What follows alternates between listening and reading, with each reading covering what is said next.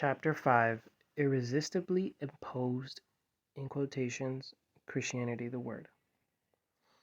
Arguably, one of Satan's cleverest and most effective strategies was to delude the Emperor Constantine with a false conversion.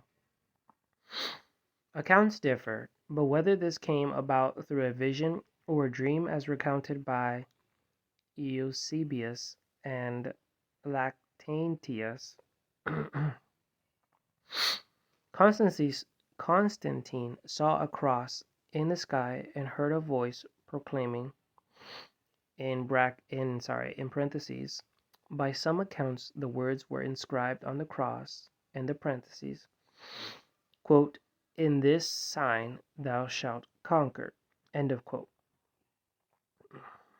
In the prior year, the god Apollo had also promised him victory. Okay. Period. Constantine's Edicts of Toleration gave every man, quote, a right to choose his religion according to the dictates of his own conscience and honest convictions, without compulsion and interference from the government. Okay, period. And I'm going to repeat the sentence after I understand what this word means.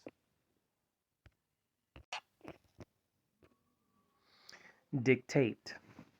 To give orders or tell someone exactly what they must do with total authority. To influence something or make it necessary. To speak something aloud for a person or machine to record what is said so that it can be written down. Okay. An order that should be obeyed, often one that you give to yourself. To give orders or state something with total authority. To dictate also means to make necessary. To say something aloud for another person or for a machine to record so that your words can be prepared in writing for use in business or a legal case. To speak something aloud for a person or machine to record so that what is said can be written down. To decide and say what will happen, usually in a forceful way. To influence something or make it necessary. Okay. Dictate. Okay. Constantine's Edicts of Toleration gave every man, quote, a right to choose his religion according to the dictates of his own conscience and honest conviction, comma, to influence something or make it necessary. No. So it says a, quote, a right to choose his religion according to the dictates of his own conscience. In order that should be obeyed, often one that you give to yourself. The dictates of conscience / common sense. Right here is dictates of his own conscience. Okay, good. Let's go back. Dictates of his own conscience and honest conviction, without compulsion and interference from the government. End of quote. Schaff views Constantine's conversion as a wonderful advance for Christianity. Quote, the church ascends the throne of the Caesars under the banner of the cross and gives new vigor and lustre to the hoary empire of Rome. Okay, we have a new word, so let's look that one up.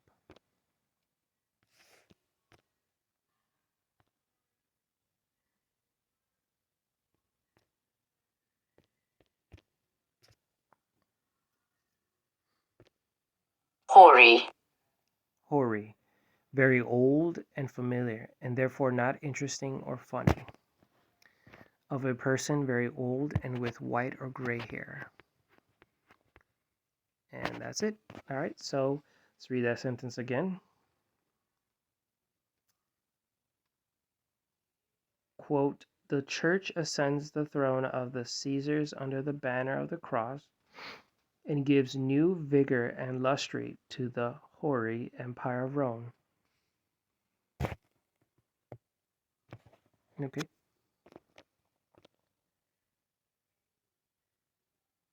All right. End of quote.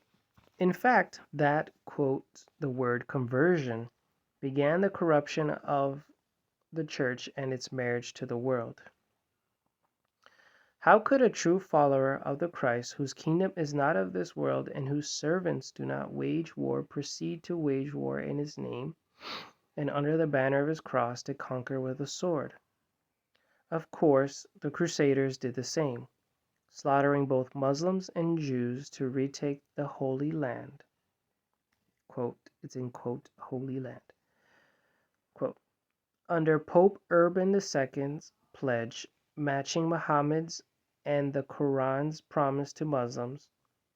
Okay, let me read that again. So in parentheses, matching Muhammad's and the Quran's promise to Muslims, end of quote, of the full forgiveness of sins for those who died in this holy war, in quote, Muslim jihad. I'm sorry, in parentheses, Muslim jihad, end of parentheses. Okay, let me read that whole sentence. Sorry that.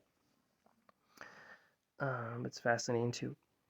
Of course, the Crusaders did the same, slaughtering both Muslims and Jews to retake the Holy Land, and Holy Land is in quotations, under Pope Urban II's pledge, parentheses, matching Muhammad's and the Quran's promise to Muslims, and the parentheses, of full forgiveness of sins for those who died in this holy war, parentheses, Muslims jihad, end of parentheses. But it was all very Augustinian. The city of God had to be defended.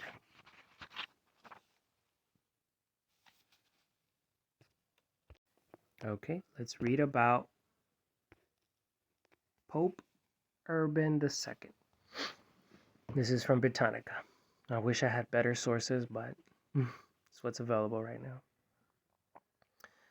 Okay, Urban II, original name Odo of Châtillon-sur-Marne. So these are French names, and forgive me for for saying them incorrectly. This is born 1035, Châtillon-sur-Marne, if I'm saying that right. Champagne, France. Died July 29th, 1099. Okay, this is not too far from the times of the apostles. Rome, Italy, head of the Roman Catholic Church, 1088 to 99, who developed ecclesiastical reforms begun by Pope Gregory, Roman numerals. Yes, let's do it right.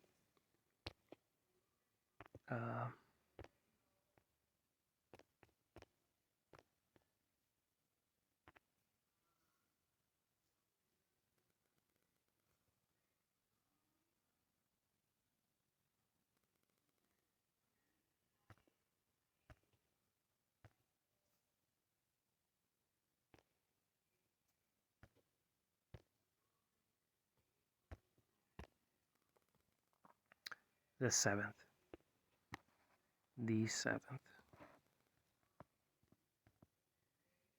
Okay, so Pope Gregory VII launched the Crusade movement and strengthened the papacy as a political entity. Early life and career. Odo was born of noble parents about 1035 in the Champagne region of France. After studies in Soissons and Reims, he took the position of archdeacon in the diocese of Reims. At that time, the most important metropolises in France. An archdeacon was an ordained clerk appointed by the bishop to assist him in administration. In the Middle Ages, it was an office of considerable power. Let me read that again. An archdeacon was an ordained clerk appointed by the bishop to assist him in administration. In the Middle Ages, it was an office of considerable power. Period. Odo held the position probably from 1055 to 1067. Subsequently, he became a monk, and then in 1070 to 1074, and when does he died? 1099. Okay. Subsequently, he became a monk, and then from 1070 to 1074, prior superior at Cluny, the most important century of Reform monasticism in Europe in the 11th century. At Reims and Cluny, Odo gained experience in ecclesiastical policy and administration and made contacts with two important reform groups of his time. The canons, regular clergymen dedicated to the active service of the church, who live a strict life in community, and the monks of Cluny. In 1079, he went to Rome on a mission for his abbot, Saint Hugh of Cluny. While in Rome, he was created cardinal and bishop of Ostia, the seaport for Rome, by Gregory VII. In 1084, Gregory VII sent him as a papal legate to Germany. During the crisis of Gregory VII's struggle with Henry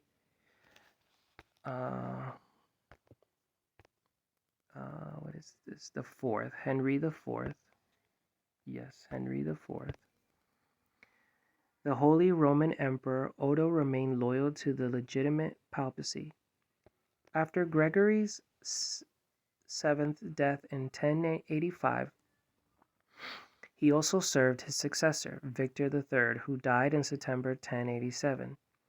After a long delay, during which the reform cardinals tried unsuccessfully to regain control of Rome from Gilbert of Ravenna, who had been named Pope Clement III by Henry IV in 1080, Odo was elected Pope in Terracina, south of Rome, on March 12, 1088.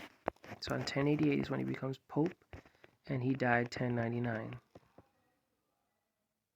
So then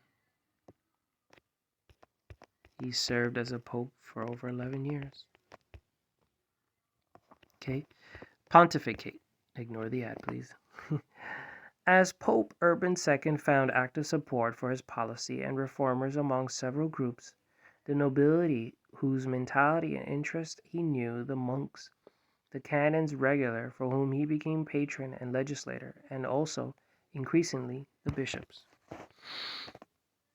Urban felt that his most urgent task was to secure his position against the anti-Pope Clement III. And did we read about?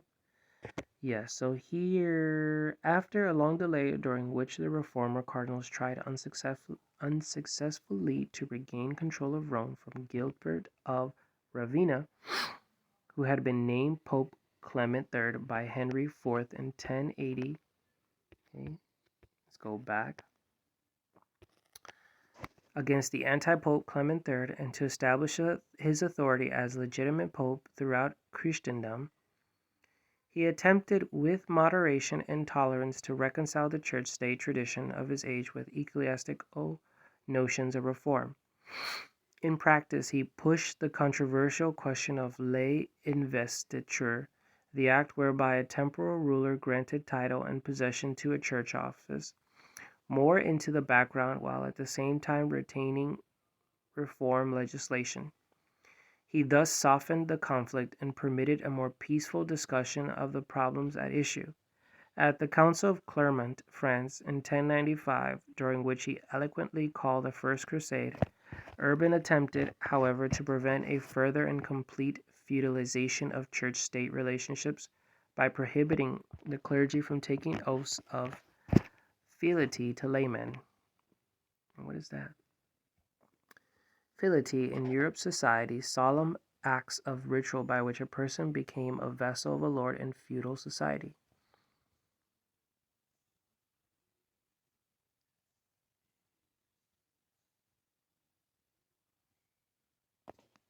Okay. Interesting. Still don't understand that, but taking oaths of fealty to laymen. And who are laymen? A person who is not a member of a particular profession, a person who belongs to a religion but is not a priest, minister, etc. Okay, let's keep going.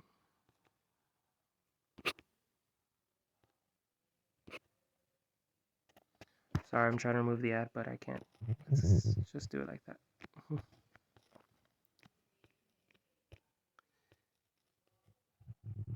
Despite Urban's attempts at reconciliation, it did not prove possible to come to terms with Henry IV or with a large part of the church within the empire. England also remained close to papal policies of reform and centralization in Sicilia. In Spain, Urban supported the Christian reconquest of the country from the Moors and carried out the ecclesiastical reorganization of the country. In southern Italy, southern France, and Spain, kings and princes became vassals of the Roman. Let me read that again. In southern Italy, southern France, and Spain, kings and princes became vassals of the Roman see and concluded treaties and concordats in feudal form within the Pope. By this, the temporal rulers sought to secure their independence from more powerful lords, and the Pope, for this part, was able to carry out his reform aims in these territories. Okay. From 1095, Urban was at the height of his success. From this time, several important church councils took place in 1095 at Piacenza, Italy, at which reform legislation was enacted. Also in 1095 at Clermont, where Urban preached the first Crusader, in 1098 at Bari, Italy, where he worked for a reunion between Greek Christians and Rome, and in 1099 at Rome, where again reform legislation was passed. Urban's idea for a crusade and his attempt to reconcile the Latin and Greek churches sprang from his idea of the unity of all Christianity and from his experience with the struggles against the Muslims in Spain and Sicilia.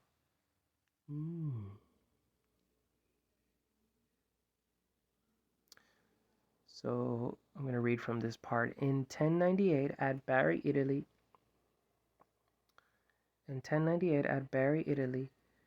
where he worked for a reunion between Greek Christians and Rome, and in 1099 at Rome, where again reform legislation was passed, Urban's idea for a crusade and his attempt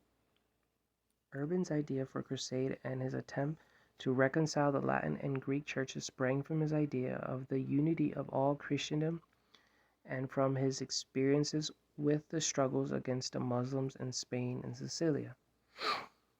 He was, for a while, able to attract the Byzantine Emperor Alexius I to his plans, but never the Greek Church. Whereas the First Crusade led to military success with the conquest of Jerusalem in 1099, the project for a union failed.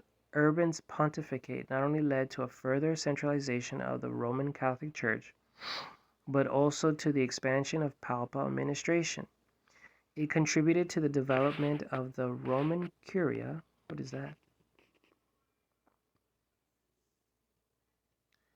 The group of various Vatican bureaus of the Holy See that assist the Pope in the day-to-day exercise of his primatal jurisdictions over the Roman Catholic Church, the result of a long evolution from the early centuries of Christianity. The administrative body of the papacy, and to the gradual formation of the College of Cardinals. The term Curia Romana first appeared in a bull written by Urban in 1089. Urban died in Rome in 1099. Despite many problems that were still unsolved, the victory of medieval Reformed papacy was secured. Urban was beatified in 1881 by Pope Leo the... Let's see, what number is he?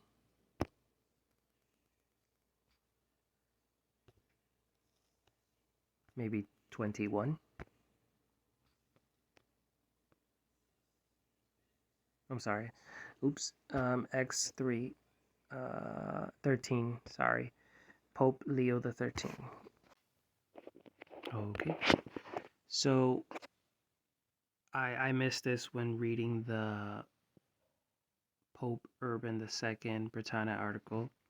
So when you read this sentence, at the Council of Clermont, France, in 1095, during which he eloquently called the First Crusade, Urban, the Pope, attempted, however, to prevent a further and complete feudalization of church-state relationships by prohibiting the clergy from taking oaths of fealty to laymen. Period.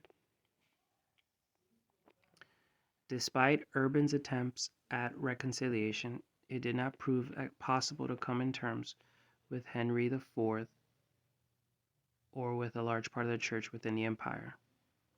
So when you read that part, eloquently called the First Crusade, that's the inference of he took part in the Crusades. It doesn't